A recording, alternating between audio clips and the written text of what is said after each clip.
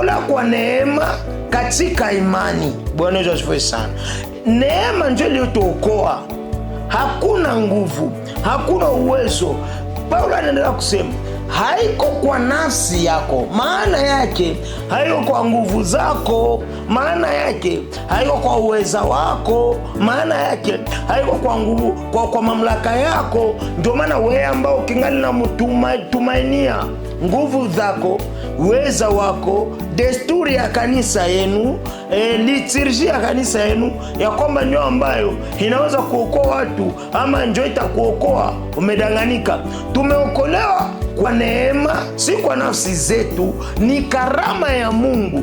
Karama ni nini? Karama ni zawadi. Karama ni nini? Karama ni zawadi. Zawadi ni nini? Zawadi ni kitu ambacho wanakupa na haukustahili.